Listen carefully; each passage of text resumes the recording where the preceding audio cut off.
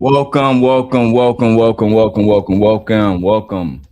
back to another episode of the Daily Rundown, hosted by your boy, Simp God. You already know what it is, the number one show in all of YouTube. That's right. If you like how my camera is moving, if you like my equipment, if you like what we got going on over here, listen, guys. I have a Patreon. You guys can go in there and subscribe. You're right. I have a tech channel. I'm going to be showing you guys that tech channel. You feel me? I'm going to be breaking it all down for you guys, how we set everything up. And guess what, bro? I'm not even going to be taxing y'all on this, bro. I'm only doing $1 for my Patreon, bro. I don't even give a fuck. They're like, Darrel, you can do more. Nah, I'm good. I'm changing the price on the Patreon to $1. And if you want to see all the old content, stuff that I can't post on YouTube because of guidelines, et cetera, et cetera. If you want to really see me expose these people with facts and really expose these people with receipts that I can't post on here, information I can't post on here, bro, make sure y'all tap in. Make sure y'all tap in. This is it's about to be wicked around YouTube. And first of all, shout out to everybody that supported me, man. In these last few days, y'all really been just holding me down. We are rebuilding this. We are blessed. God has blessed us with with an opportunity to really make money, speak our mind, uplift Black culture. We really have that opportunity to do every single thing that we want to do in life, and we are doing it right now. Right now, rebuilding our platform, starting from the beginning, getting 6,000 views, 7,000 views before we even get 1,000 subscribers. We are on the come up. We are. And today I have to show you guys even more content. And we have to talk about Anton Daniels, Oshay Duke Jackson. The lead attorney says that Anton Daniels don't have an interview. Sorry. The lead attorney says Oshay Duke Jackson was right about Anton Daniels. And he also says that Anton Daniels' lawsuit is not going to work. Let me get my script together. Come on in, hit the like button. We're going to talk about everything. We got exclusive videos, not only from Corey Holcomb, attorney, but we also have videos from the lead attorney on his YouTube channel breaking down why he believed this Anton Daniels lawsuit is not going to work. We got to talk about how Oshay Duke Jackson betrayed Anton Daniels. So first, let me go ahead and go to Corey Holcomb clip while I get some things working in the background. Corey Holcomb went live last night, guys, and he has some Anton Daniels footage. Look, I gotta stop scratching myself. I gotta stop cutting myself when I shave. Listen, Corey Holcomb is going crazy on Anton right now, bro. He went crazy. So we gotta tap into the 5150 show last night. About 30 minutes in, about 30 minutes in, he bring up the Anton shit again. And he make it clear he not cool with Anton. He don't like Anton. He not fucking with Anton, bro. That's just the facts. Let me change this right here. Put it right here. Bro, he not fucking with Anton at all. Right? He dropped a t-shirt. I can't wait to show y'all this t-shirt, bro. This shit crazy, man. Let's go to Corey Holcomb 5150. I don't feel like I gotta throw the fair use up because I feel like they cool over there at 5150. And I mean, I don't want to throw the fair use up because I haven't figured out a way on the smaller side, like for people who watching on the small side, how to make it, look cool and shit. It kind of look fucked up.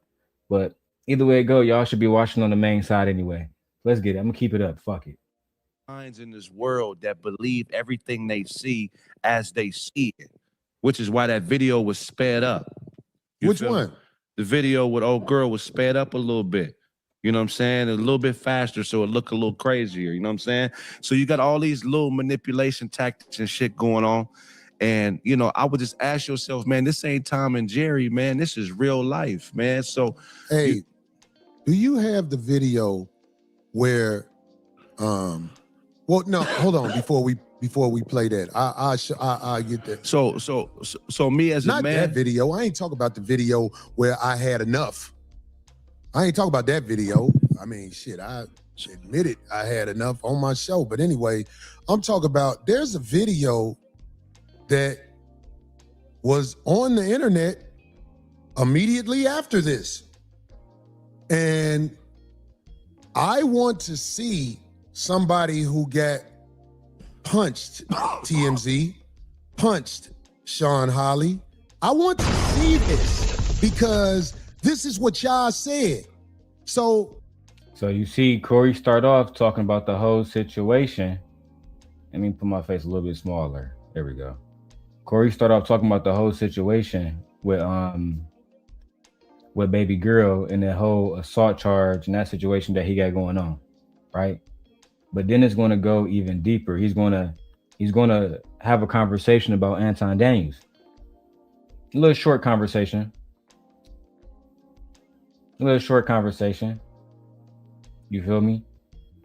But a conversation that was interesting. Very, very, very much interesting. Let's go ahead and get back to it, B. I actually got to make this like this because I like myself being. There we go, right there. All right, yeah, I'm gonna keep it right here. Let's go back to it. this person, because of attention, which goes back to this other dude who was on the show a couple of weeks ago, because of attention, you made a fool out of yourself. You could have actually been slick. Maybe even did something to yourself to make it look like I did something diabolical. But because you wasn't smart enough and you wanted some attention so bad, somebody was on the internet right after weird claims, and I just want people to see. I ain't living like that. If I do it, I stand on it at this age. Mm-hmm. If I do it, I stand on it at this age. I got forces of evil trying to line me up, and we ain't even finna, you know what I'm saying? It's like, I do believe, in my humble opinion, that Anton Daniels is working with, in my humble opinion, this is all alleged, nothing is factual here. You know what I'm saying? Let me go ahead and throw the disclaimer. Nothing here is factual. Everything is alleged. This is just my opinion. Fair use. We're using these videos for the purposes of commentary. Nothing here is factual. This is just my commentary. Okay? Moving forward. Moving forward. When it comes to that whole situation with Corey Holcomb and Anton, it's just going to continue to get spicier and spicier and spicier. And I'm here for it. I want to see Anton finally get a dose of his own medicine, right? I want to see Anton, you want to get in the ring, you want to be a bully? Well, this is your opportunity to show us, Anton, how much of a bully that you are, how much of an alpha male you are. You claim to be the biggest alpha male, the most strongest, the most richest, and you can get anything done, then get this done. Stop Corey Holcomb from talking about your family. Let's keep going, bro. I'm telling people, if you live a life that's straight up, chances are straight up good things can happen to you. I really believe that. If you live a life that's straight up, we all have temptations to do what's easy, but what's easy ain't always it, man. You know what I'm saying? Indeed. Go ahead, Darlene. I know you've been laid back. I get it. I appreciate it. You see, you got your little blue jean hat on this show. I do. I try to do a little something different. And also, I'm supporting if you guys are not up on Snow the product, please look her up. Please look. So they start talking about different products. They start talking about different merch. And this is where the conversation goes. You forgot about it. Anyway. We got a shirt. So go Snow. Because let me tell you something. I ain't forgot about that small shit. That small shit, I ain't forgot about it. I have not forgot about that small shit. And we're going to address that later on because like I say, I was wondering how did that video that's edited get mass produced? I can't prove it yet, but there was a video online where me and Tampon got into it. Damn.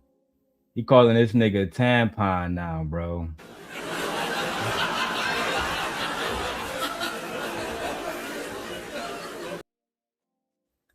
He calling that nigga tampon, bro.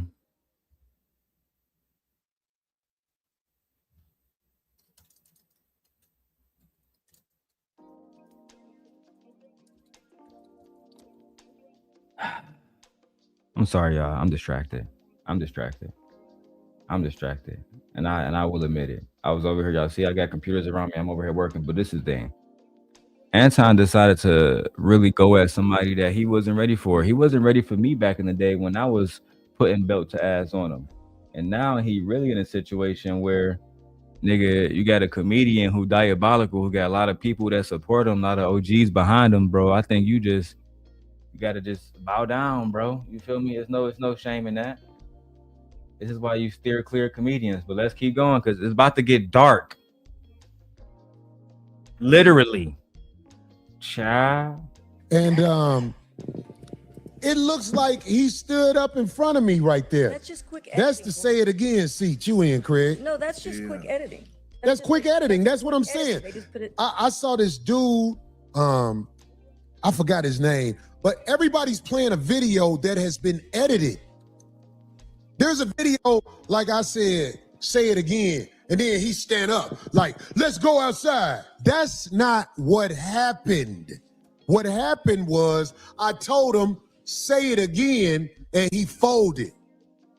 That's Nigga saying you folded, Anton. He's saying you soft, Anton. He's saying you soft. He's saying you ain't do nothing. He's saying you ain't bout shit.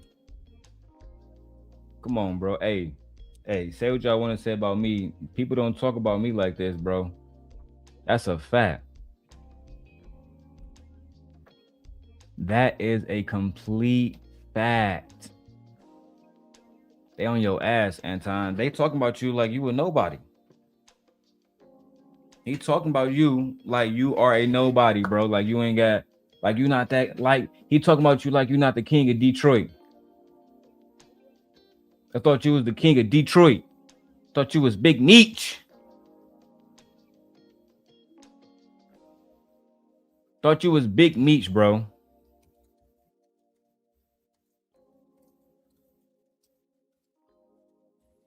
Now you getting punked online by Corey Holcomb? Child.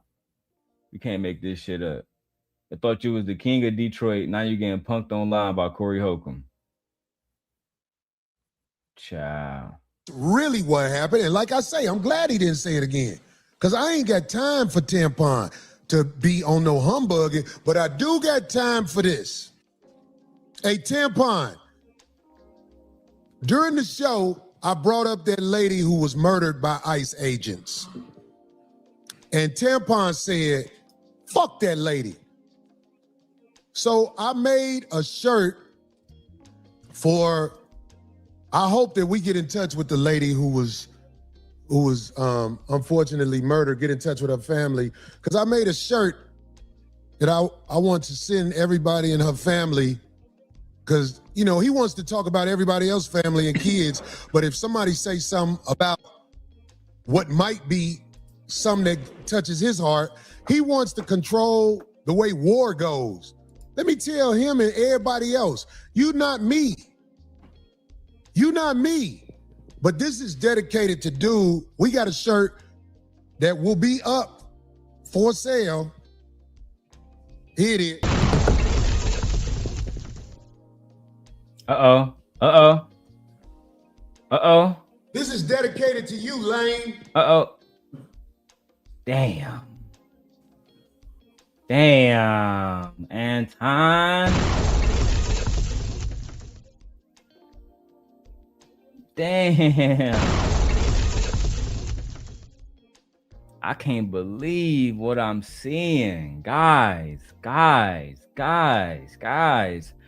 Again, welcome back to the channel, everybody. If you have been on Black Twitter or YouTube lately, then you definitely have seen these clips of what have been going down between Corey Holcomb and Anton Daniels on the 5150 show. We're talking about a heated confrontation that almost turned physical, nearly racking up millions of views in only 24 hours with a whole bunch of controversy. Today, the simp guy, Darrel Long, I'm breaking down everything that happened, separating fact from fiction, and giving you guys full context. So hit the like button, subscribe if you here, and let's fully get into it.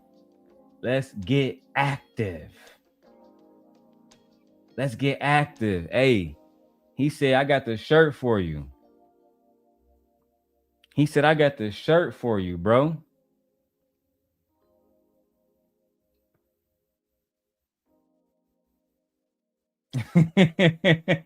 He said, I got the shirt. God damn. Bro, you gotta fight back. You gotta fight back. Now, again, for new people who may be watching, Corey Holcomb, who is a veteran comedian, he's a veteran comedian, who is known for keeping it 100 and being unfiltered in his takes and his comedy, and mostly on his podcast, which is known as the 5150 show. If you ever watch the show, you know Corey Holcomb doesn't hold back on anything, whether that's relationships, politics, race, you name it. Corey Holcomb built his following off telling uncomfortable truths, and even though people don't like it, it's from his perspective. And truthfully, I gotta respect that. Then on the other side, you got Anton Daniels, who's a YouTuber, entrepreneur, conservative leaning commentator who has carved out his own lane, talking about Black culture, Black women, accountability, success, relationships, etc. Anton, in all honesty, has grew very rapidly over the past few years, and he is not shy about his opinions also. These two strong personalities, two different perspectives, it was ultimately going to lead to what we see now, which is war. Two brothers going against each other because Anton don't know how to call it quits. Anton do not know how to call it quits. He will not let it go. And now look at how far it's come. Look at how far this situation has got out of hand, where they got a new t-shirt. I mean, god damn. And I'm like, god damn, bro. Corey's still on this nigga head. He won't let up. He not letting up in the slightest. And put a 1 in the chat. Let's do a little test real quick. Put a 1 in the chat if you believe that Anton Daniels brought this on himself.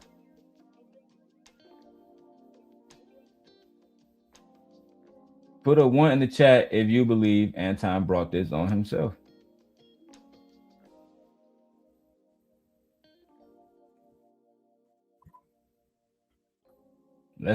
Because he also started some beef with Kwame Brown. He also started beef with Kwame Brown. And some people believe that he started this on and he did this to himself. We got Janet. Janet says he did it to himself. You got Kojak, who know Anton, and he even said Anton did this to himself. This is where we at now. In their little squabble, in their little beef, this is how far we have gone. Now, I want to show you guys again what Kwame Brown had to say after Anton talked shit about him. Right? Kwame Brown, the former NBA player, 7 foot tall. That's the person Anton decided to start a beef with. That's the, this is the person that Anton, decided to start his beef with. Let's see what let's see what Kwame Brown had to say. For your nuts. You got a man on your nuts now. What? For your nuts. You got a man on your nuts now. You say your wife suck your dick every night. You got a man sucking your dick every night. So you ain't got to worry about me, nigga. Matter of fact, if I shave my facial hair and put on a wig, me and your wife will look alike, you ugly motherfucker. So don't ever come up here and disrespect me like that with that gorilla mouth ass you got. All right? Now, again, you done talked to two people that don't mind kicking you up the ass anywhere you want to go. And now you done f***ed up when you talking to me. I don't got no wife. I don't got none of that. You do. And I'm going to show you why you should leave a nigga like me alone. And you should leave a nigga like Corey alone, too. But now you want to play tough guy. So let's play tough guy. Now you got to get some more hospital stays. Dumbass, stupid dummy. Kwame Brown used to be on my nuts. Kwame is supposed to be better than the dusty niggas that he's spending all of his time hanging around. Kwame Brown used to be on my nuts. Kwame Brown was supposed to be better than all the dusty niggas that he around. So just to go back, to quarterback this thing, guys, on January 13th, 2025, Anton Daniels appeared as a guest on the 5150 show. That's right. Anton Daniels appeared as a guest on the 5150 show. At first, things seemed cordial enough. They were talking about careers, community investment, different sides of political ideologies, and the usual just podcast, bullshit. Then the conversation shifts to community accountability and white influence on systemic issues. And this is where everything goes left. So the core disagreements is Anton Daniels accuses Corey of being too quick to criticize black men while not holding white men equally accountable for systemic problems. While Anton Daniels is saying that Corey Holcomb, he S the D's of black people. Let's go ahead and go to that clip right now. Doing what's easy. No. I'm doing what's real. I think you don't want to go against them because if you go against them, it'll be some video of you going against them. And when I say them, I'm talking about your boss. I don't have a boss. We say that.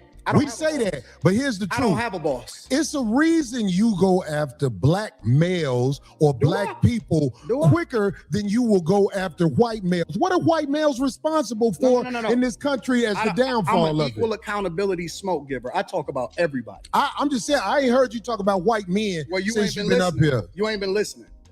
You ain't been listening. I've been listening to you. You haven't. I hear you taking the... You don't have the capacity to be able to listen because you're too busy.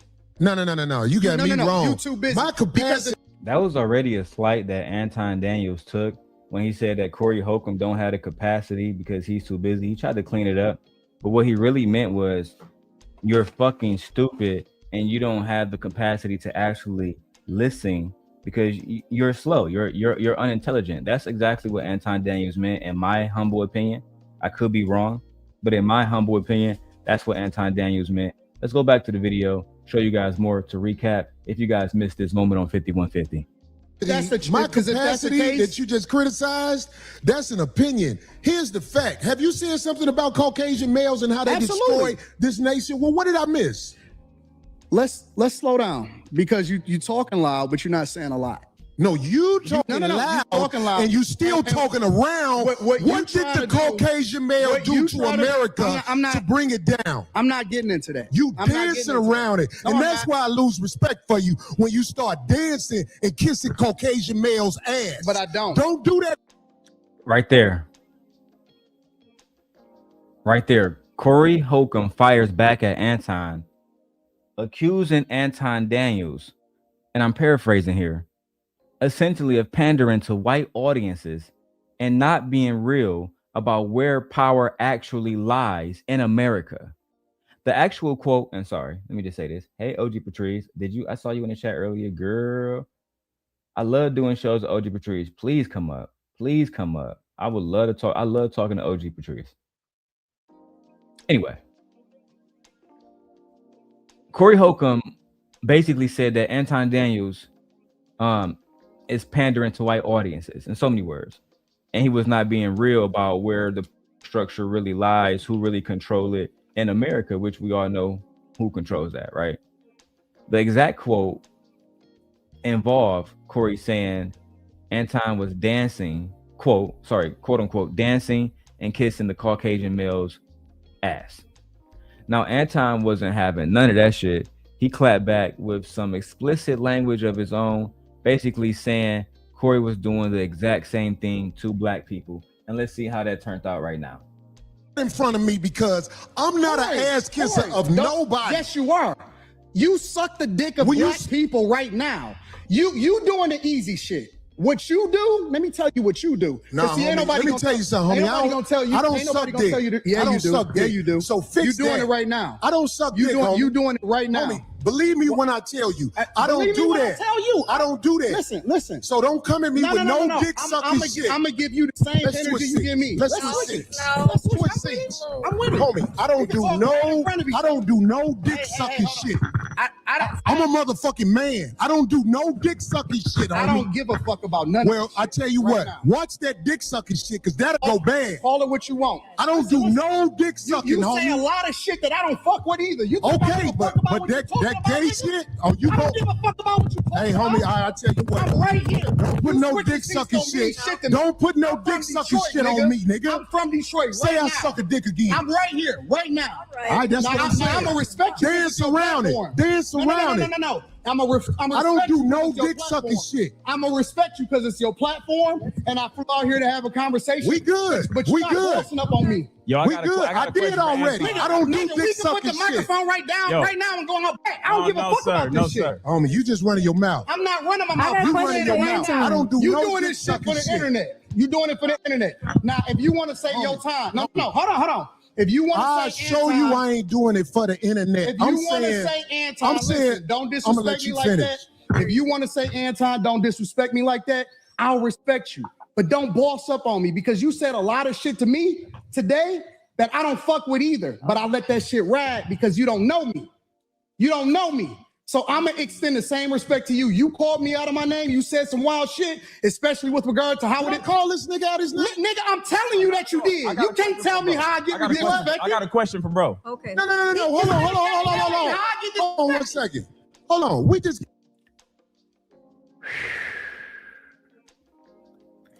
As you guys can see, this shit escalated very, very, very fast. Anton eventually challenged Corey to step outside. Both men stand up. You can feel the tension through the screen. And the cameras just pause for a moment. We don't know exactly what's going to happen.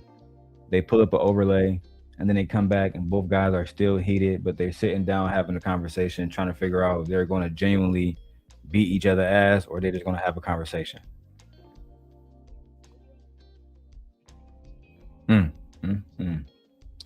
Let's watch more, man. 'Cause I got more to tell you about this whole situation. We're gonna break down the facts, the fiction, the truth, the lies. We're gonna talk about it all.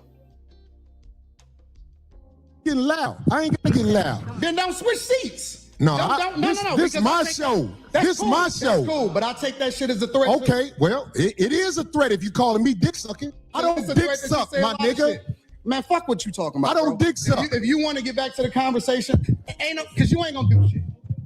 Because you're not gonna do shit. Come at me with that dick sucking You're shit not gonna again, do nigga. shit. You're not gonna Come do at me with. Say I suck dick again, nigga. We can go I'll out back show you right who the now. Fuck I am. We can go out back right now. I'm with it. I bet you won't say that shit. We can go out back right now. I got money for all this. Whatever. I got money too. Don't nobody give a fuck about that shit. Hey, homie, No, look, it's just not respect. I ain't falling for that. I ain't falling. Darlene, get out the way. Don't get in the way of two niggas. Let me tell you something, homie. I ain't got to go out back right now because we got to go out back to lead this motherfucker. But I'm saying that dick sucking shit, watch that. That's all I'm saying. And if I don't say it how you like If you want to okay, get back to the but conversation, don't- we can get back to the conversation. But just know, I'm not ain't no listening to dick none of that suckers shit, up bro. here, nigga. I'm not listening to none of that shit. If you want to get Bet. back to the conversation, Long as you we can know. get back to the conversation. Long as you know. Bro, you not Because that ain't that tough.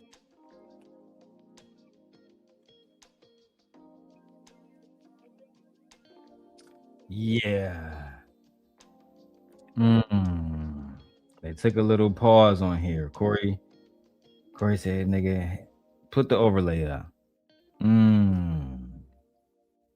Let's read some comments real quick. Kojak says, damn, Daniel is going out back. Damn, going out back. You got to get busy right in front of the camera. Since the disrespect happened in front of the camera, see, that's what real G's understand. You gotta get busy right then, right there.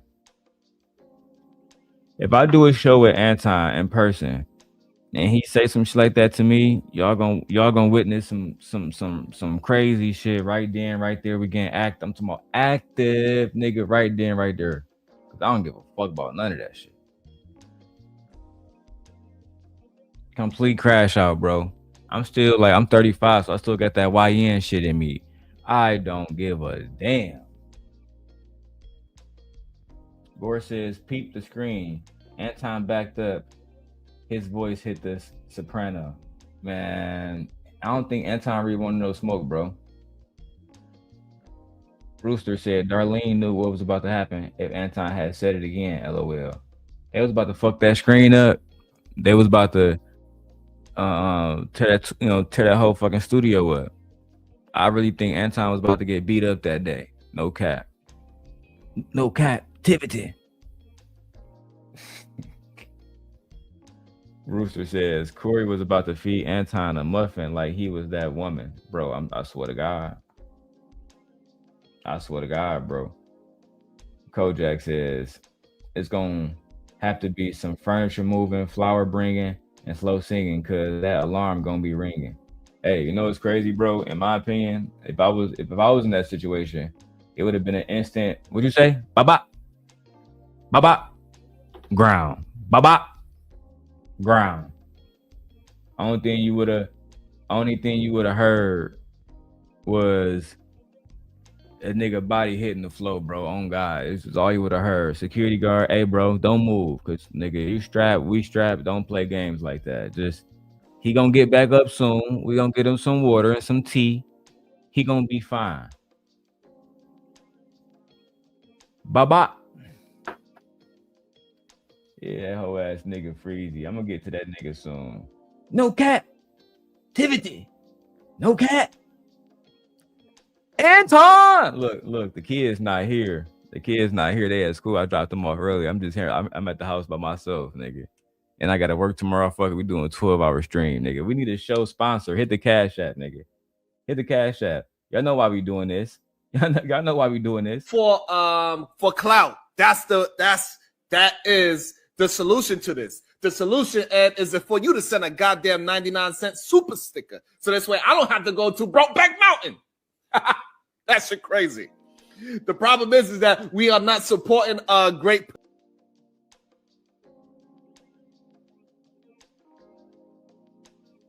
Y'all don't want Sharon to go to Brokeback Mountain.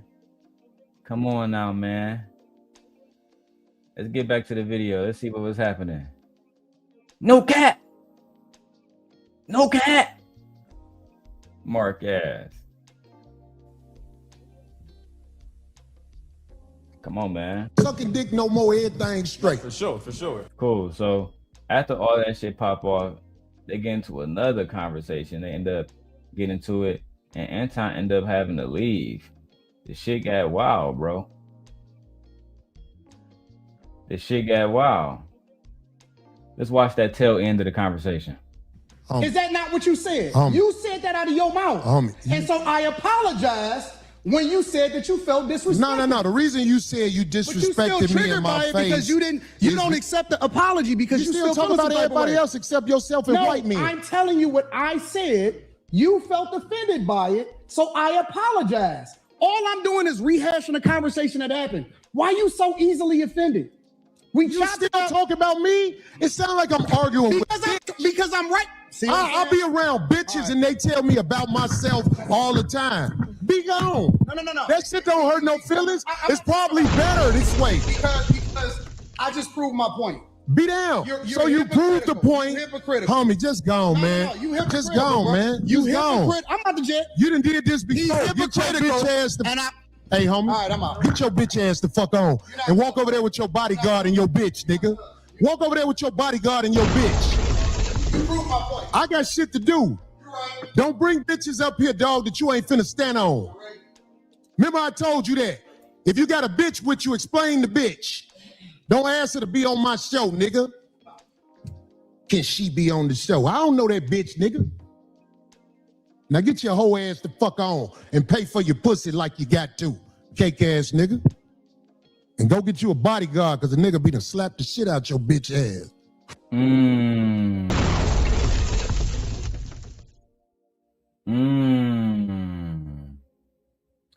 And you see, that's why y'all gotta stop just starting shit with people. Because now look at how that shit escalated.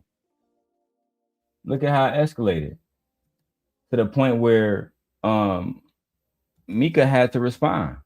Like I told you, I'm going in order. I'm gonna show y'all the truth, the facts. We're gonna really break things down, and then we're gonna get into the listen. Put it in the chat. Do y'all want the Anton lawsuit stuff next? Do y'all want lead attorney breaking that down? Y'all want to see the attorney speak on that?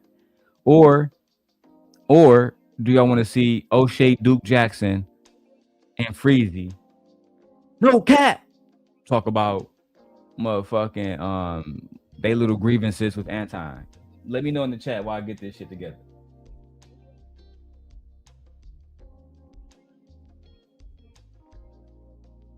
Let me know while we stay in order, because he said explain the bitch. Explain the bitch. Well, Mika is the bitch. She was the woman that was with Anton Daniels, and this is the woman that everybody is saying is Anton Daniels' alleged side chick. I don't believe that for a second. I believe Anton Daniels was tricking. I don't believe he ever saw her naked at all. That's just what I believe. And, you know, I might be a hater. I might be hating. You know what I'm saying? That's cool. Y'all can say that. Y'all can say that. I'm cool with that. But let's get into what she had to say about her experiences flying out with Anton Daniels being on a 5150 podcast. Let's go. And get into it. But before we start the show, I want to go ahead and address the whole Corey Holcomb situation. All right. The whole Corey Holcomb incident. Now, 2 weeks ago, I was told that I was going to go on the 5150 show. Make sure you guys keep that in mind. She says 2 weeks ago, she was told that she would be on the 5150 show. She said 2 weeks ago, she was told she would be on the 5150 show, which we know now, thanks to Corey Holcomb, was a complete lie. A complete fucking lie. Let's keep going. And I was excited. All right. I was excited about going on the 5150 show. Last Tuesday, I got on the plane to go from DC to LA. I got to the 5150 studios at about 8 p.m. Pacific time. But see, when you say I, that's where I kind of have to lose respect for you. Because Corey already kind of broke down that y'all came in there together. Let's take a little pause, go back to Corey video to fully contextualize this. To hear what Corey had to say about them coming in together. I got shit to do. I ain't finna follow that nigga out the door. They don't want to reveal themselves, pose it on me, or find ways to talk crazy. Hold on. I want to go to what Darlene said. He asked Darlene about him and a girl. And I'm going to show you guys what Darlene said. Show, so I felt compelled. That's all. Okay, that's cool, but that's my motherfucking ringer. With I got that timestamp. Did I fuck up? the woman, and then he thought, because I don't know if you know this, he thought he can speak on you with confidence by whatever you said. This is what I'm saying. Which is especially if you represented in any way by another man, another company, or whatever, because you'll wind up doing work for them. All right, fuck it. I gotta get the timestamp. I apologize, audience. Forgive me. Let's go back to what Mika was saying. I met Corey Holcomb. I was introduced to him. He shook my hand. Then about, I want to say 5 minutes before the actual show started, I was told I can't go on the show. I said, okay, cool. Then I was told that I could sit on the set but I have to sit off camera. I said, okay, cool. And that's where I sat for the entire duration of the show. Now, the show starts. And as you know, what happened, because it went viral.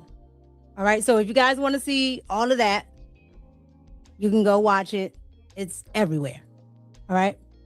But with all that being said, as that's going on, when it becomes abundantly clear that it's time to go, myself and security go ahead and start to leave. When I get to the door, as I'm going out, I hear Corey Holcomb say, yeah, leave with your security and your bitch. And I'm not gonna lie, I was shocked. Because it's very unfortunate that I would be called the B word. Because I had such a positive outlook and a positive take on 5150 and Corey Holcomb. So if you guys heard it right there, the young lady Mika has absolutely no problem with Corey Holcomb with 5150, despite everything that happened with Anton Daniels. When I say everything that happened, I did find the part where they talked about Anton arriving with Mika, which is something that Mika left out on the show. I found the timestamp. I'm on my fucking game. Let's go. I'm the best content creator. I want this shit. Let's go. Let's get Darrel Long Simp Nation to 10,000 subscribers by the end of the year. Let's stop playing. Hit the like button. Share the video out. Stop playing with us. Now let's see what they had to say over here about the whole situation with Mika. It's happening. Yeah. I don't care what you studied. When I was in your grill, you did not say it. That's why I told D to move. I'm like, oh, I'm finna bust this motherfucker. It's real shit. This motherfucker think I'm joking. And I kept getting him out. So I don't care what somebody say. It's the glasses. When you wear glasses, people think you smart. But I think the people that think people that wear glasses are smart are the dumbest people in the world. They put a man on TV, Dr. Fauci. This man had on glasses. Everybody thought he knew what he was talking about, and they did what he said. He gone with the money and everything. But the motherfuckers like me who was looking at Dr. Fauci like, man, fuck that motherfucker. We always the ones who get... Let's get to Dr. Fauci part and get to what the woman said. I realized I ain't fucking with what these people are. I studied. You didn't see this. I know it. It was broken down in a lot of ways.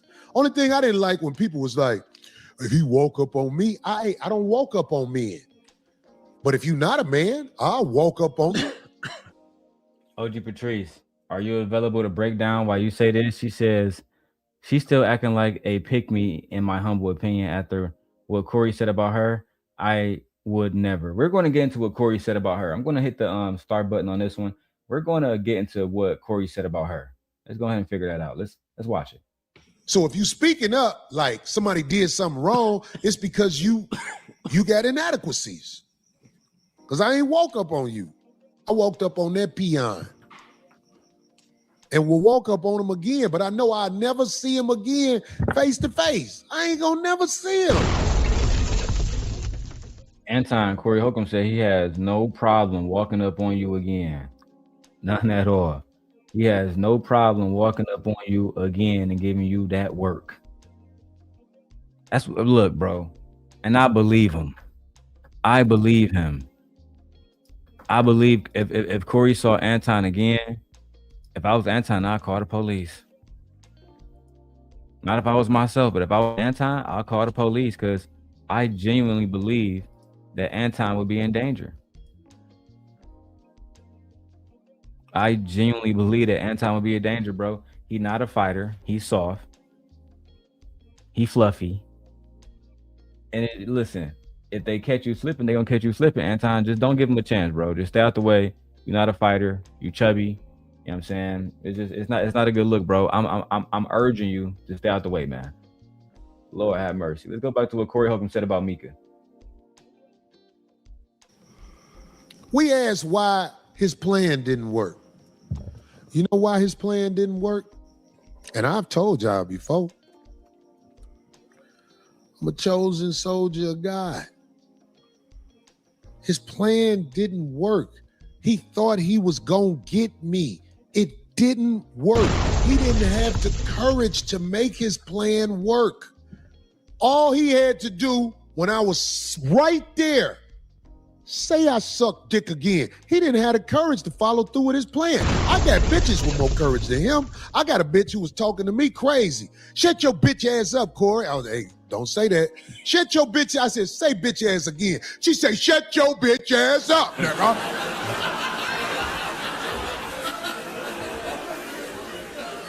After we wiped her lip off from what was dripping out of it, we was fucking again.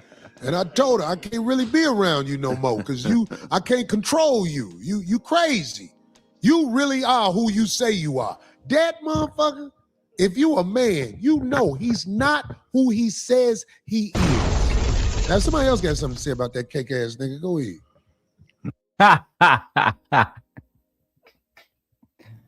As you guys can see, Corey was not letting up. Right now, I gotta go get the thumbnail.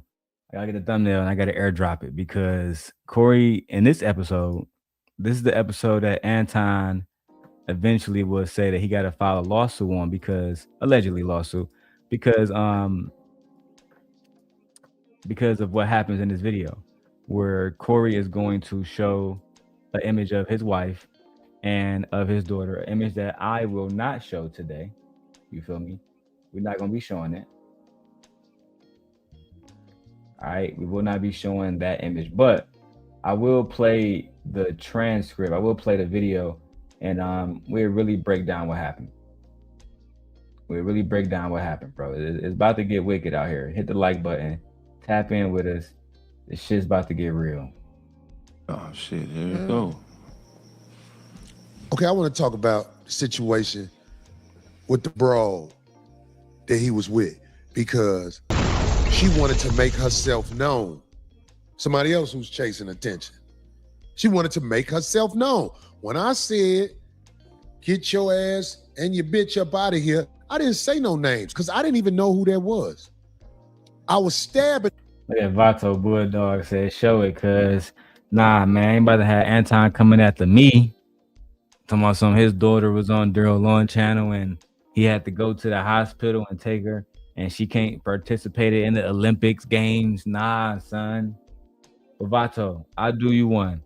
If you cash at me $100, cash at $ DLon31, you cash me $100 and I will. I got you. But if you can't, you gotta put some money on it. If you want to see that, I got you. At that nigga. If you really smart, you know that. I'm you with the brawl, get your bitch up out of here. I'm stabbing at the nigga. I'm trying to bring some courage out that nigga and make him stop doing all that talking. So, the brawl who was with him, what's her name? Don't know her name, but we got the video. Play the video if you got it. Can you play the video? Let's make her famous. How long? Now, 2 weeks ago, I was told that I was going to go on the 5150 show. And I was excited. All right? I was excited about going on the 5150 show. Now, it's Tuesday. I got on a plane to go from DC to LA. I got to the 5150 studios at about 8 p.m. Pacific time. I met Corey Holcomb. I was introduced to him. He shook my hand. Then about, I want to say 5 minutes before the actual show started, I was told, I can't go on the show. I said, okay, cool. Then I was told that I could sit on the set, but I have to sit off camera. I said, okay. Now, Vato, the you worst a- thing you Vato, that's a nigga. It's on some her coochie was wet. Hey, the whole thing about this is like what OG Patrice said in the video. I don't think she loyal to Anton at all. I think she want to get the bag. I think she tired of being a bag chaser. I think she ready to move on. I think she's ready to move on. I think she's ready to figure out where she's going to be in life, and that's not with Anton Daniels and the bag chasers. I think she done with them niggas. There we go. Yeah, I think she done with them niggas, bro. Now let's see how Corey Holcomb responded to Anton Daniels' co-host and alleged side chick. Right? Exactly, Vato. She on to the next scent that's gonna throw her bands. Hey, I ain't mad at it. She a bad motherfucker. So hey, throw that money at her. She deserve it. can do is open your mouth around me. I'm going to be able to cipher who you are. Young lady, as soon as you ride on the lot, it's cameras. As soon as you ride on the lot, it's cameras. I'm gonna put you on the spot right now, D. Okay. I'm gonna put you on the spot. You saw them get out the car, right? Yeah, it was in my car still. What did you observe when they? Yeah, You saw them get out the car, right? yeah, it was in my car still. She said she saw them get out the car. Yet when Mika talked about it, she said she arrived there. I arrived there. Let's go back to hear the lies. Let's go back to hear the gaslighting. Let's go back and hear. I was excited. All right. I was excited about going on the 5150 show. Last Tuesday, I got on the plane to go from DC to LA. I got to the 5150 studios at about 8 p.m. Pacific time. I met Corey Holcomb. I was introduced to him. He shook my hand. Then about, I want to say 5 minutes before the actual show started, I was told I can't go on the show. I said, okay, cool. Then I was told that I could sit on the set, but I have to sit off camera. I said, okay, cool. And that's where I sat for the entire duration of the show. Now, the show starts. So you heard it right there. She got there. She said I. She never said that she got there with Anton Daniels. And that's how we know that she's lying. That's how we know that they're not telling us the entire story. My bad. I meant to have my fair use join up. They're not telling us the entire story. They're not being honest with us about what's really going on. They're not. Hey, let's keep going, man.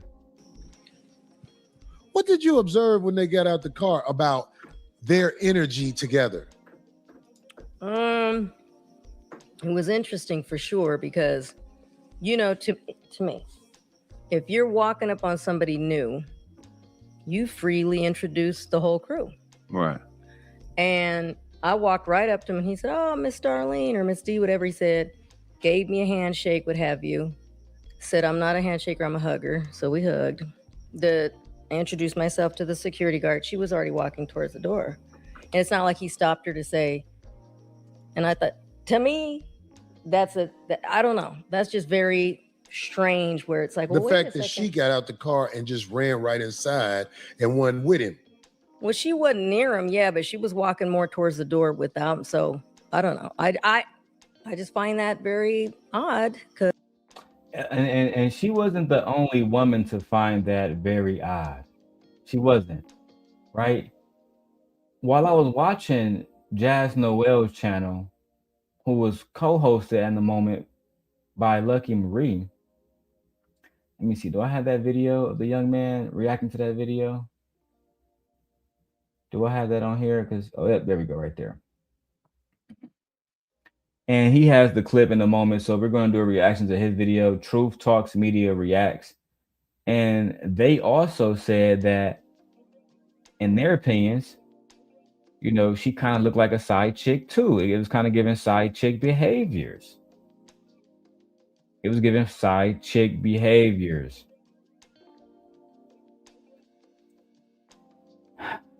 OG Patrice said she's detaching herself by saying she instead of we, or Anton and I. And that's why I don't understand OG Patrice, because you was spotted. Like they said, girl, it's cameras all around this motherfucker. It's cameras all around here. But you don't want to, what? You don't want to be honest and tell us the fact that you came in with Anton? I don't understand that. I don't understand that at all, bro. But you know what? Let's keep going. So today we got Lucky Marie and Jazz. Now they have both been on Anton Daniels' panel, and Jazz actually was just on a few weeks ago, and she will still be on in the future. But right here, they agree that Mika is Anton's side chick. This is crazy because they stand on it. So we're going to watch them react to Corey talking about Mika and them stomping down saying they believe that Mika is indeed Anton's side chick. Let's jump right into this crazy situation. Okay, I want to talk about situation with the bro that he was with, because she wanted to make herself known. I just want to preference this. I think she asked for it. Which means I have had people talk so much shit, I'll just be quiet, okay? Because if I say something, it's gonna get worse. Her doing that video, because her doing the video, she didn't really say nothing. Like, honestly, she didn't say nothing wrong. She was just saying her side. But because your side didn't really, it told another story. a whole nother story. Somebody else who's chasing attention. Her side opened up the whole situation to us knowing that it was a lie. Her side opened the situation up to us as the audience knowing that it was a lie. That's just the facts. That's the absolute facts, bro. You know what I'm saying? She didn't have to say anything. She could have just stayed quiet. She could have stayed quiet, but she didn't stay quiet. She didn't. She was on complete bullshit.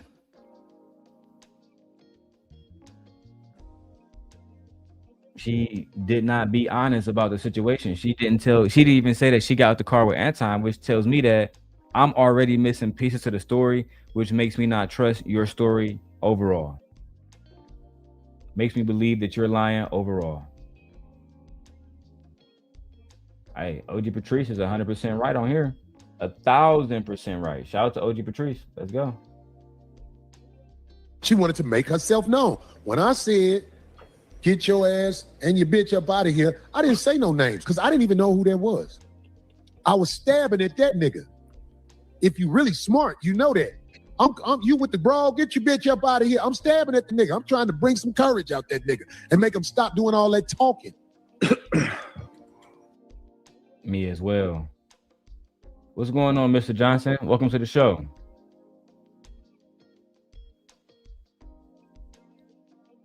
Mr. Levitt Johnson in the back, I brought you up. Welcome to the show.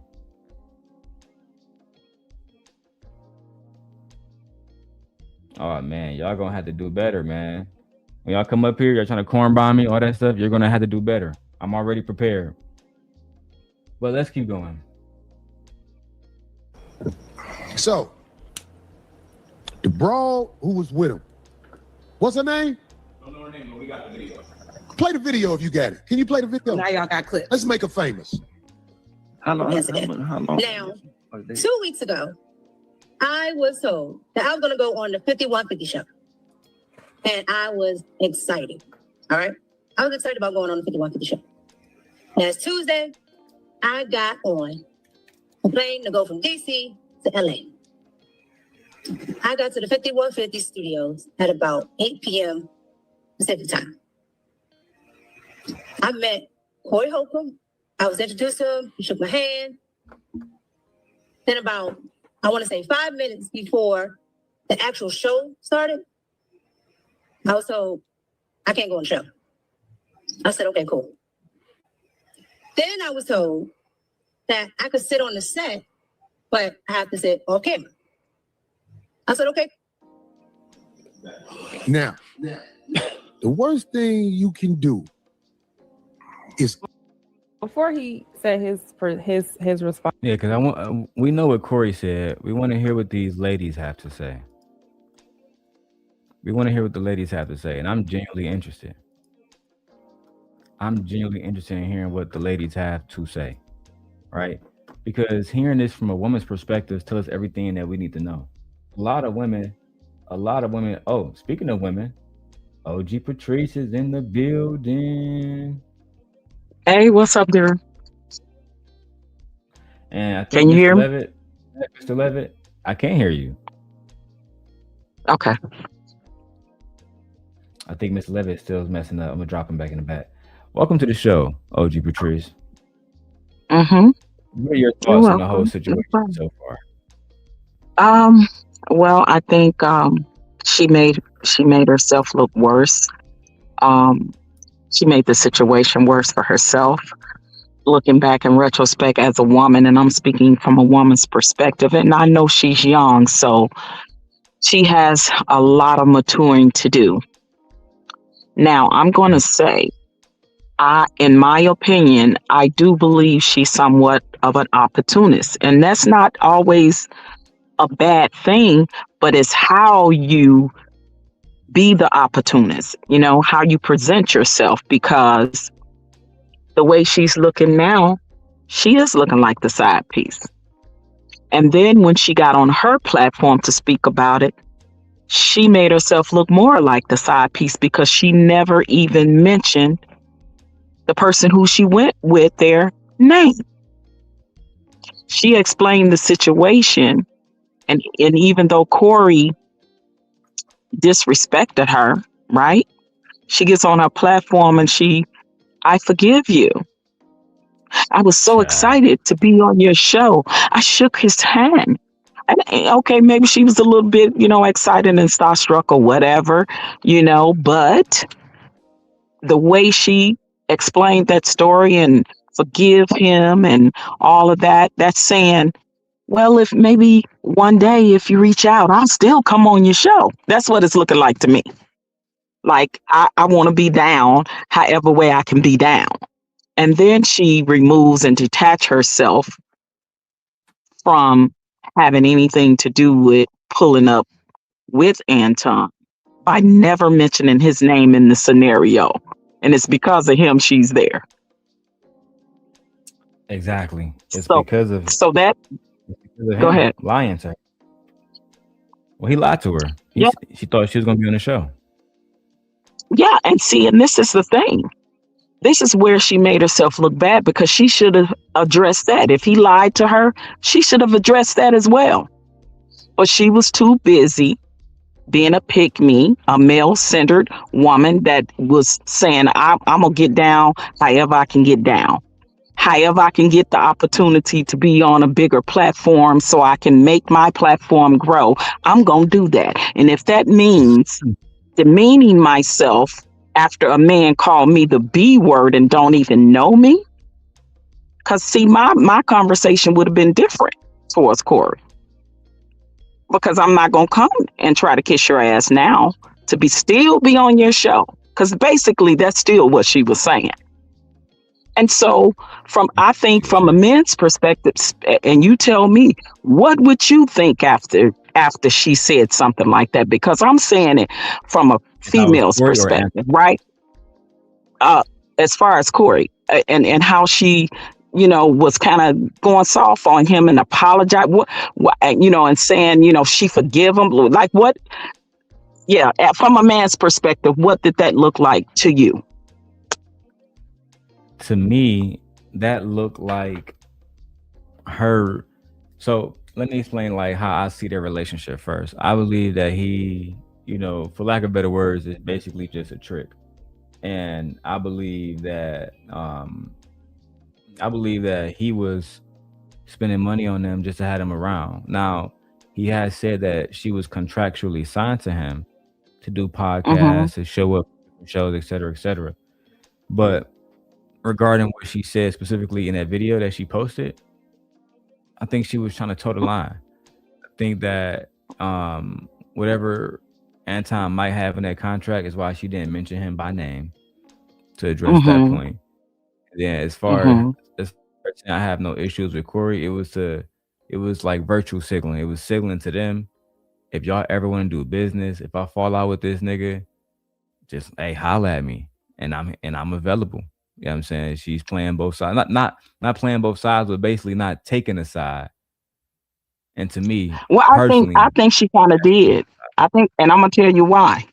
Because okay, but also in Corey's video, he disrespected her to the utmost by telling her, "Hey, if you want to come and be on the show and be down, just come to California, and just flag me down and say, and I'm down with it, but you got to get on your back." Y'all don't remember Corey said that? Told her she got to lay on her back to get it. So he was blatant in his comment about, yeah, you got to give me some, basically, if you want to be on this show. You got to come and lay on your back. See, that's that old school kind of casting couch type of way that men did women, and still doing it to some extent. So he was saying that. And for her, after hearing that, because I know she watched the whole thing of what he said about her. So this whole, I forgive you thing after him saying something like that, I could never. I would have had addressed that and addressed Corey with that. The comments that he made other than the bitch word. Because the fact that he disrespected her by saying she can lay on her back and get it, to me that was worse. I mean, to me. no, I I agree. mean, like, It was completely disrespectful. yeah, and for the fact that she didn't address that at all, that's why I said it makes her look even more guilty. It makes her look more of an opportunist that's saying, I'll get it how I can get it, basically, right? And that's I just agree. my perspective. Now, I know she's young and she got a lot of maturing to do and a lot of growth and all of that. But if she went that route, just say, for instance, if that's her intentions, because I'm going to speak on the whole thing with her and Anton as well, then she's going to get it wrong, because she's going to be labeled the woman that, slept her way to the top, basically, which is kind of the stuff they say about Kamala Harris. She has that reputation in the political world. So she would be labeled that as far as in, media, right? So, and then you have to pay attention to how, even as a single woman, now, I don't know if she's married. Some say she's married. I don't think she's married. I didn't hear her say she was married. But if she was married, she would have some hella explaining to do to her husband as why is she so cozied up on a bunch of pictures with a guy she's doing business with, going to I baseball agree. games, sitting close, taking pictures. And then there's a picture of her with him literally hugging her by the lower part of her waist, lower part of her back. That's very intimate. So if she was Yeah. not the side piece, she's looking like it.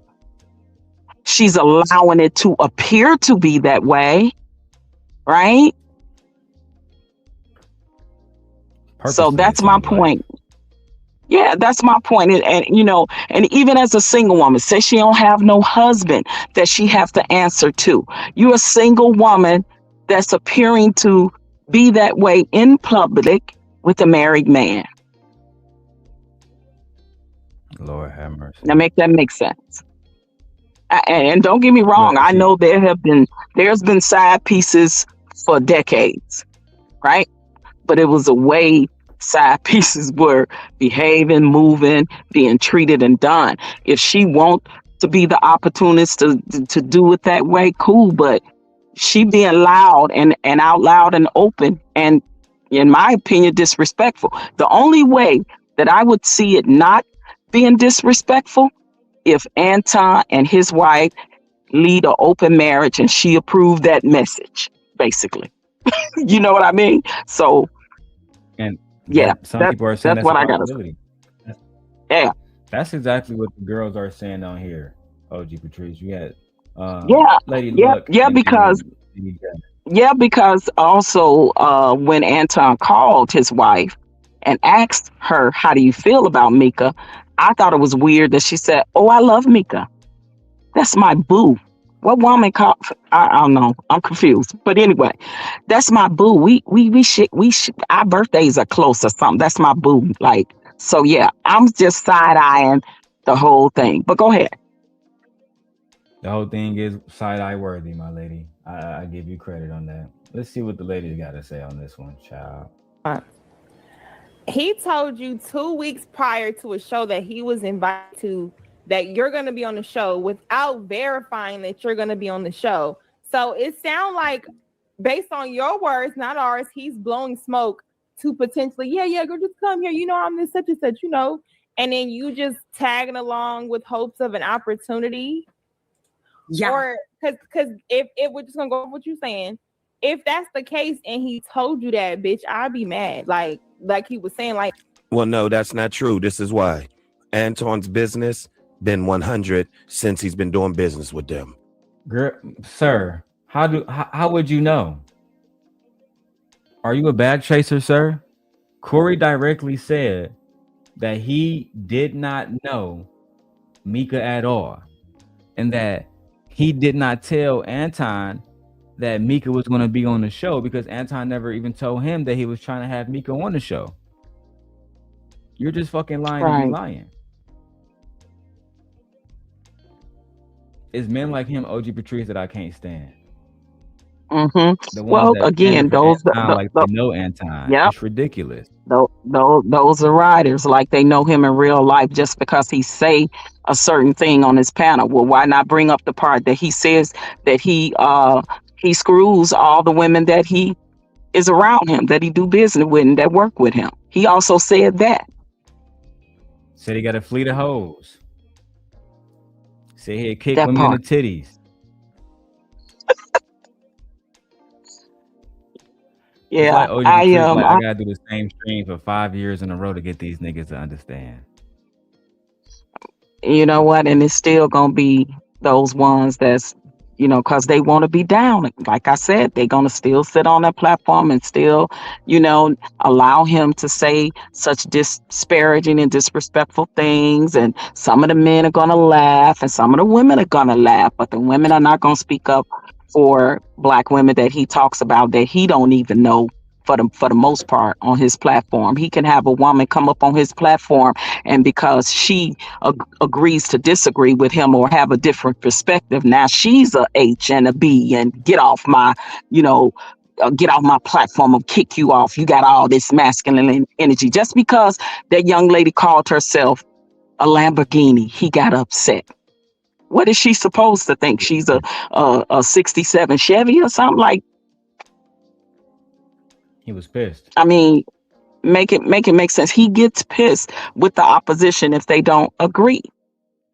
And how are we gonna have a conversation like he was trying to tell Corey? I'm trying to have a conversation, but now when he on his platform, he don't want to really have a conversation. Exactly. He was trying to be So disrespectful. That's all. yeah, There's no so reason to beat around the bush, my nigga. that part. So again, walking That's why I can't contradictory to stand Anton. everything he say he is and everything he say he's about. He's a walking contradictory of that, and he's the biggest hypocrite there is, because the very thing that he get on his platform and talk about, now it's being done to him, and now he is a victim.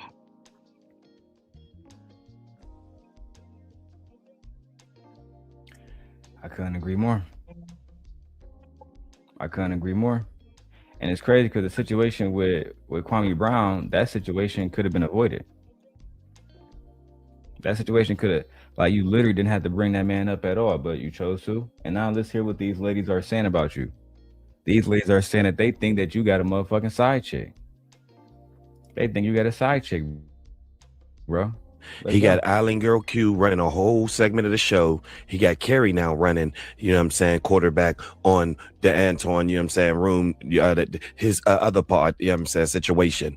So no, his business has been good. He's actually paying everybody on his panel. So I would see if it was different. No. And Mika has a show that she does herself. So if she didn't, then I would say that. But of course, you want to go link with other content creators that are bigger than you or equal as you in this space. Y'all act like that's a problem. So no, why would Mika, up until this point, doubt Anton when everything he did on their end always come through? It's always solidified. They're part of the bag chasers. What are you talking about? So no, that part right there is absolutely not true. You came there and this nigga set you by the cups and said, no, she gotta fucking sit over there and flip it over here. And they wrapping up cords and shit. Niggas taking a piss by where you gotta sit. Like, he sat you over there and said, oh yeah, go home, give her some peanuts. And then like he's talking to this dude, and then on top of that, you getting placed as the side chick. Because let's be honest, why would you go with a married man to another state on a show in hopes to be in? Well, I guess he told you that. But did y'all sit in the same hotel room? If not, then I get it because she said she came in on a different day. Okay, but the way it's looking like that's not the truth, because it's not. I mean, I can say a lot of things about Lady Luck, but I won't say that she's a fool. Right? And what she's saying right now is absolutely true. Why would you fly with a married Christian conservative man to another place without confirming that you was on the show? I think that's a very valid point. Oh, absolutely it is. And just and then like Lucky is saying, you got the question. They're questioning, where did you stay? Were you in the same room with him? Even though you came in on another day, doesn't mean you didn't share a room with him. Hypothetically, allegedly. So again, she put herself in these type of positions to be talked about in this way from a man's and a woman's perspective, right? And then you have a platform to clear things up, to tell your truth, which I think she just basically pandered to Corey, in my humble opinion. She didn't address things that needed to be addressed. I checked them on that, right? You have to check him on that. But he would have got no. Exactly. This video. I'm gonna circle back to this video because I want to show you guys. Because listen, somebody messaged me and said, "Man, you're doing too much Anton content." I ain't doing enough Anton content. We're gonna keep shitting on Anton. Now, OG Patrice has known me for a long time, and she has known that I have tried my best to speak up for the Black community, to be a positive voice for the Black community, for the most part. Now, years ago, Anton was saying that Black coach is trash. Oh yeah, sorry, OG. You say what, OG?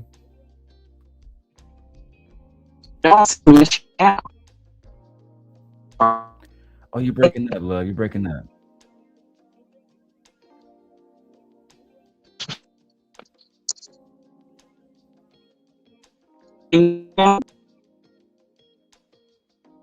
Guys, put a 1 in the chat if you can hear OG Patrice. Put a 2 in the chat if you hear it like breaking up. I still hear it breaking up, just like, and maybe it's me, but I don't think so.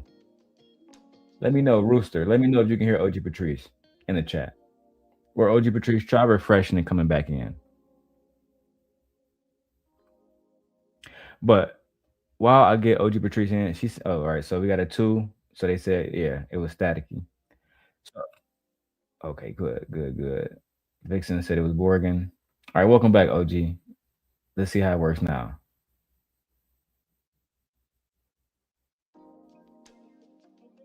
Can Hello? you hear me now? Wonderful. Perfect. Is that better? Okay, cool. Yes. I'm on my phone. That happens when I get a call. Oh no, yeah, I definitely understand. I'm using my iPhone for my secondary camera that you see right now. This is my main camera on this is like my webcam. My secondary camera, I'm either using my 17 Pro Max or my 16 Pro Max, which is what that phone right there is, 16 Pro Max. I put it on Do Not Disturb though, because it just automatically helps. But I also know that people have business to take care of throughout the day. So I have multiple phones. So. But I want to show the audience this video of Anton Daniels getting into it with a caller. Perspective, so I can't stay long. Oh, it's okay, love. You're good. You still borging a little bit. I'm gonna go to this clip. I want to show the audience this clip because we have a lot of Anton clips that people haven't seen.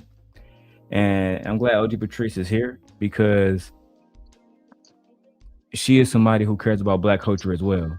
So I want to show you guys this Black man by the name of KJ who came up on the Peace Network to check Anton Daniels about the Black culture. Think like crackers, bro. Real talk, bro. Wow. You think That's- like crackers, that's- dog. that's You a nice. Sambo, bro. You a Sambo, bro. You a Sambo. All right, KJ. Straight up. All right. That these sisters are these black. Everybody calling in, going at these black women, right? And the funny thing about it is that these sisters are the only ones standing up for the black community on this panel, truthfully, for what it's worth, man. I'm talking about, bro. I'm going at you, Anton, and that's straight up, bro. As a black man, bro, you never call your people trash, man. It's the white media that pushes trash, bro. They use our people in these poverty situations, transcended from slavery, dog. Yeah, I'm real, bro. I'm heated about it, bro, because they put you in a position to talk bad about your own dang on people, and you're trying to chump off Courtney, bro. You're trying to chump off Courtney because she's standing up for her people, bro. Bro, that's some cowardly stuff, bro. You never ever let another person from another race see you go at your own kind and then intermingle. At the end of the day, y'all talking about we need to be on point like the LGBTQ. Well, they stick together because of their preferences. They stick together because of their sexual behavior. We need to be sticking together because we black. That's what we need to be sticking together for. All that stuff, man, that's nonsense, bro. That's nonsense. We on here, man, we going at our sisters. You got these old bogus calling into the show, trying to go at Courtney and Kay, man. Y'all wrong, bro. We're supposed to stand up for our people, bro. Regardless, I don't give a damn. This is a black freaking show. You got 1, 2, 3, 4, 5, 6. 6 black people on this motherfucker. But 4, 5, bro, it's black. That's who your audience is. All right, cool. So Support y'all. As you heard years ago, black men was standing up and trying to stop this monster from being born, but y'all just wanted it. Anton Daniels has been talking about black people in the most awful ways and talking about black culture in the most awful ways. That's just the facts. It's unfortunate that y'all didn't want to see it for what it was. Y'all didn't want to see the whole situation for what it was. I just don't understand that, bro. I don't. I refuse. I don't understand that. Oh, I'm sorry. I wish OG Patrice's phone was working. I really do. I wish OG Patrice's phone was working. Genuinely. Because I love talking to her. Let me see something. Let's keep going, guys. All right, share the video out. I'm gonna try to stay up here all day. We got 91 people watching. We want to get 300, 400 people watching. That's the goal today. All right. We want to get 400, 300, 500 people watching. All right. That's what we want to do. Hey, OG. Is it all working now?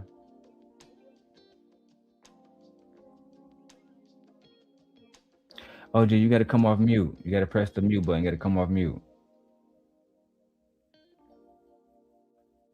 Okay. OG Patrice is up here, so whenever she come off mute, she can speak. Let's go back to the video, see what Anton had to say. So 100%. Go ahead, bro. Okay, OG. I see you came off mute. Hold on. Is the audio working? I can't hear you. Nope, I can't hear you. Can you hear me? Nope. It's still like choppy. Track. If you have like an iPad or like that to join from, I would suggest joining from a different device. And if you have YouTube on in the background, make sure you close out the YouTube app. Okay, if you could hear me. Okay. Dang, I hope she grabbed her iPad. I know she got something laying around she can use. All right, let's go back and let's see what Anton had to say in response to KJ. Come with. I don't align myself based off of color. I've been saying it since day one. I've never changed. I rock with people based off of the content of their character, not the color of their skin. Okay, everybody that's black for me, everybody that's black is not dope. Everybody that's white is not dope. Everybody that's white is not gold. Everybody that's black is not gold. You know what? No. Hold on. I let you rock. I never interrupted you. The point that I'm making is that this ain't an echo chamber.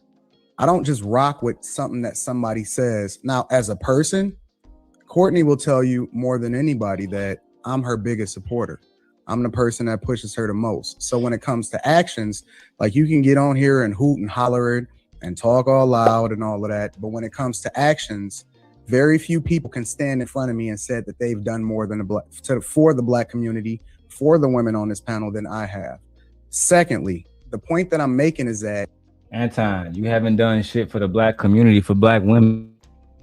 Oh, I wish OG Patrice mic was working, because I would ask her, and hopefully she can hear me, what has Anton Daniels done for black women?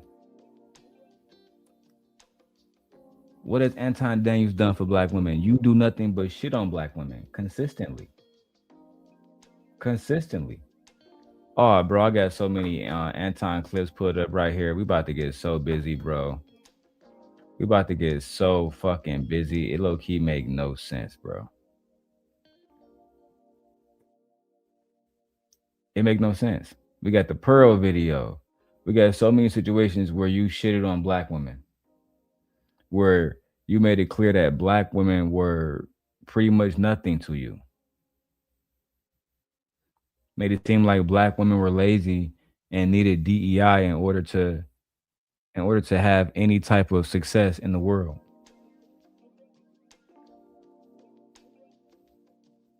And this is why black women don't like Anton Daniels now. They don't. Let's keep going with the video, man. We're going to talk about black women and Anton Daniels. I'm not here to agree with everybody. I'm here to say what it is that's the truth. And just because you align yourself with people that's black don't mean nothing. And as a matter of fact, that's the exact thing that Martin Luther King preached against. He said specifically, he wants to align himself based off of the content of people's character, not the color of their skin. So the first thing that I align myself with is people based off of their ethics. Secondly, is based off of your spirituality. I align with people based off of who they are, not what they look like. So you can be uncomfortable, you can get mad at it. But again, I can be objective. Stop. I can be objective enough to separate somebody's point from who they are. But now, you're not objective, Anton. You're not objective when you're talking about single motherhood. You're not objective when you're talking about dating standards. You're not objective when you're talking about accountability and relationships, which you always say is the woman's fault. And broader cultural issues, you're never objective on these things. A lot of black women, they feel dismissed when they hear you critique them.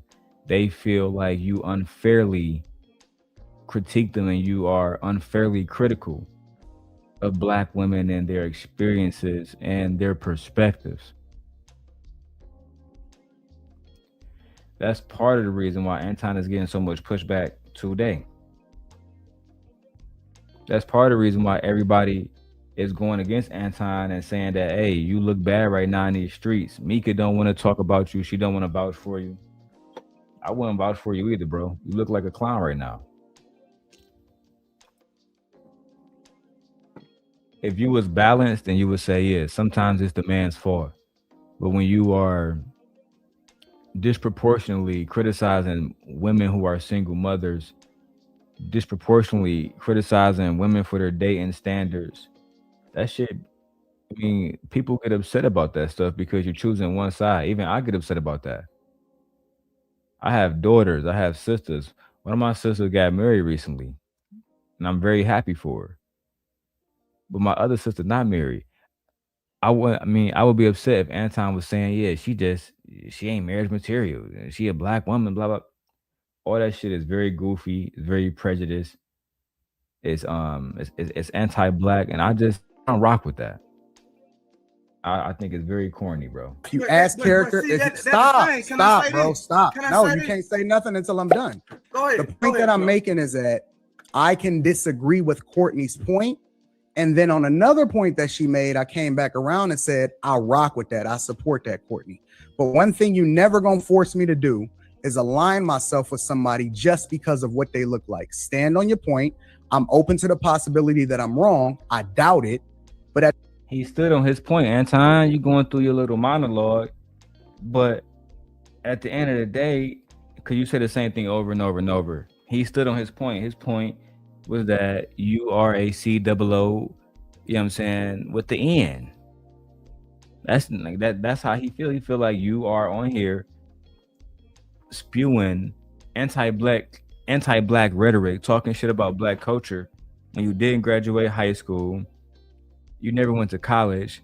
It seems like you're miseducated about black culture overall and misguided on your thinking when it comes to black people, black men and black women. That's genuinely the truth. Let's keep going. At the same time, I rock with people objectively, not based off of being in an echo chamber, and I'm never gonna change from that. All right, so boom. KJ, That what you said. KJ. Hold on. Let me get back to home. Cause that what I'm gonna use his own words against him, bro. See, one thing about it, bro, I can go there with you, man. Believe that. So when you say something about as far as being on code and changing all this old stuff, bro, you was off code, bro. You never go against your own people. You was capable of making it, dog. Straight up. I'm gonna tell you like this, help. You know what I mean? Y'all, I'm talking about like straight up, bro. You didn't, the lady had took shots at Courtney, you know what I'm saying? Talking about something about, she's like all black woman evil or something, like all catty and mean or whatever. But when she hit her back with Taliban, y'all aim at that. Come on, bro. We don't do that, bro. We don't do that, bro. Be on code then. If you say we're gonna do something different, do something different. Stand up for your own kind, regardless. Did you hear anything that I just said? I don't. Look, Anton's interrupting because this man was being completely genuine. This man was being completely genuine. Anton Daniels allow Amira Exile to come up there and say, well, all black women are baby mamas and they are ghetto, et cetera, et cetera. But then she said, okay, let's talk about your culture. Let's talk about, why our country is going to war with people from your culture. And Anton just defended this woman because he's okay with non-black women humiliating and talking shit about black women, black culture, black women hair and their lifestyles. And this is what Anton does, right? No matter if it's just pearly things, no matter if it's Amira Exile, for some reason, he always consistently goes against black women. And I'm going to show you guys that. We're going to do a whole series. And we'll be done when I stop finding new videos to react to. That's when we'll be done. OG Patrice said she would try to come in another way. Thank you, OG. Yeah. Listen, I would love to have somebody up here to co-host with and talk to. Listen, I'm looking for a new co-host, man. Let me put this on the big screen. I'm looking for a new co-host. Oh, look, speaking of,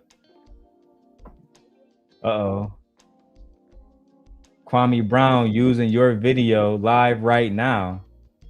Ronnie Ron, that's why I need you to be my new co-host. I was just about to tell them niggas about you, man. Kwame Brown live right now, using my content. Well, I'll be damned. Let's go see what's going on over there then, guys.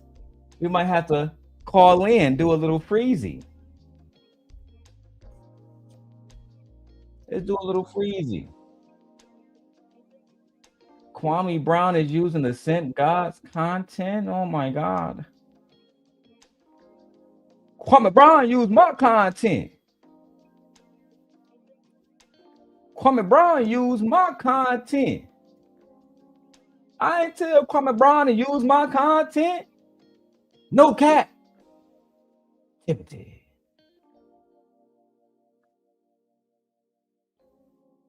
Kwame Brown used my content. Oh yeah, look, Kwame is over there. Hey, I told y'all niggas everybody was reacting to that Anton with his wife video. I told y'all niggas. Hey man, somebody send me $20 or something. Send me a cash app. I'm gonna send Kwame a super chat, and I'm gonna do the Freezy. We gonna go over there. We gonna hop on the channel. We gonna go over there. We gonna hop on the channel. Hold on real quick. Let me pull it up real quick. Kwame Brown. I'm over there on my goddamn MacBook. Nah, fuck it. Nah, I'm gonna go on my phone. Matter of fact, is my wife MacBook here? Let me text me. I think she might have took her computer with her. Fuck.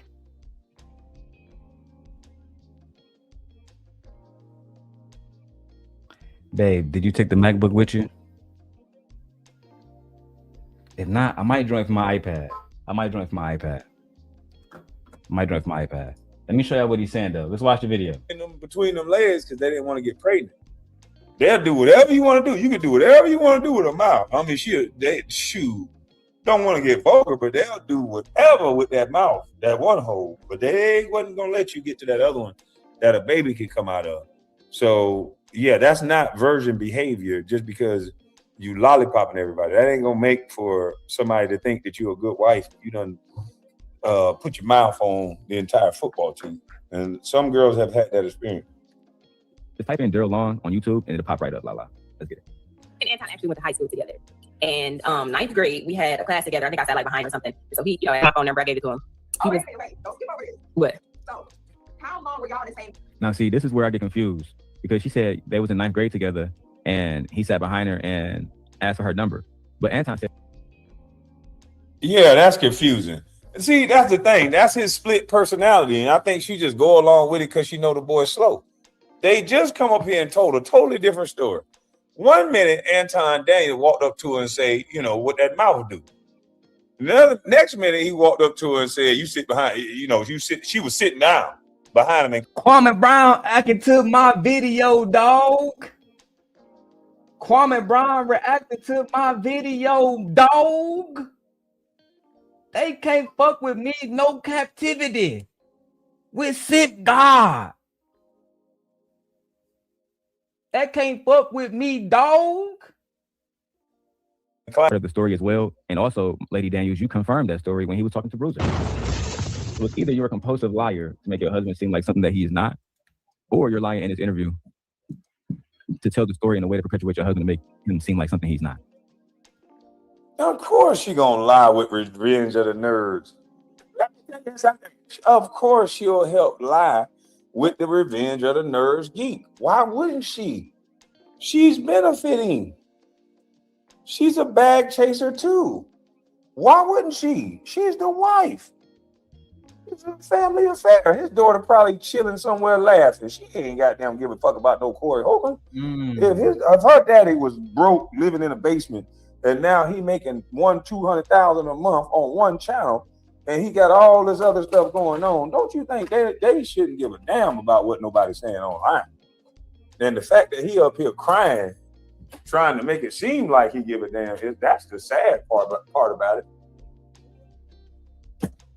It was easy for me to stay quiet for 20 motherfucking years. Ronald Jones come up here, Kwame, you was upset about people talking about you. I say, which one is it, Ronald? Y'all, Hey, whenever Corey dropped the link, we gonna keep going. Do y'all want to see what quote? Oh, he said my wife said the MacBook Air here too, nigga. It's on.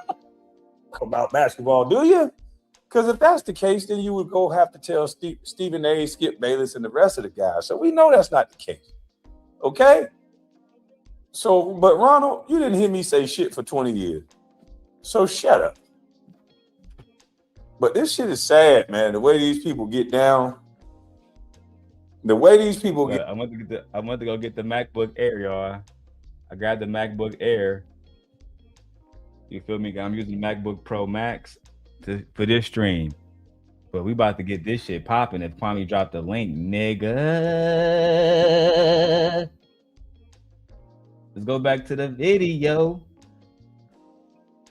I think it was so long ago. I think it was the first day of class, if I'm not mistaken. I'm almost certain it was the first day of class. Yeah. Yeah. No, he asked for my number. Definitely asked for my number. And so he called me, I think, that night. And we talked on the phone just regularly, maybe 10 minutes into the conversation. This disrespectful man, I don't know if I can say this on here, so I'll try to say it without saying it. He said, so do you give oral? But he actually said the word. So I'm like, wait, what did you say? Notice how she never says no, Trey. I was just about to say that. I'm like, damn, is she telling us something? She didn't answer that. She didn't say no. What is she really saying here? Let's go back. What is she really saying? Hold up, B.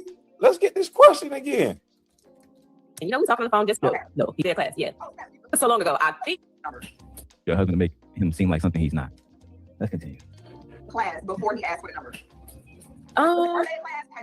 I think it was so long ago. I think it was the first day of class, if I'm not mistaken. I'm almost certain it was the first day of class. Yeah. Yeah. No, he asked for my number. Definitely asked for my number. OG Patrice, it said your device is not fully connected yet. And so he called me, I think, that night. We talked on the phone just regularly, maybe 10 minutes into the conversation. This disrespectful man, I don't know if I can say this on here, so I'll say it without saying it. He said, so do you give oral? But he actually said the word. So I'm like, wait, what did you say? Notice how she never says no, Trey. Notice how she never says no, Pastor. He asked her, do you give head? She never said, no, I don't suck dick. I'm a virgin. I've never sucked dick before. I've never seen a dick. I never had a dick in my face before. Child. Usually when you ask people that question and they are virgins, you will get hung the fuck up and cuss the fuck out right before you get hung up on. Well, normally. Yeah, I don't know about the virgins that y'all know, but we didn't shy away from girls that were saying they were virgins because that didn't necessarily mean anything. I know a lot of girls that were virgins, but their mouth was fantastic. You know what I mean? And I'm not trying to say too much, but I know a lot of people mouth. Look at here. They were virgins. They listened to their mama. Their mama and their daddy fear-mongered them. Boy, I'm talking about. And the girls that normally don't have sex like that are the ones that got daddies. They'll wait all the way through high school. They ain't giving you no booty because their daddy done scared them into getting pregnant. That's a good thing. Y'all mama need to keep some daddies around. They be scared of their daddies. They ain't scared of y'all. I'm gonna tell you that now. Y'all go to work, they let us over. Now, daddy, they be like, hell no, my daddy will kill me and catch your motherfucking ass over here. My daddy might smell your damn gym shoe. Don't come over here. But they would not want to give that. He said, drop the link for Simp God. He made this video. Oh, he in the chat? All right, hold on. Let's get it. Copy. Let's get it. How you know he want to talk to me? He talking about drop the link. How you know he want to talk to me? Senate Bill 94.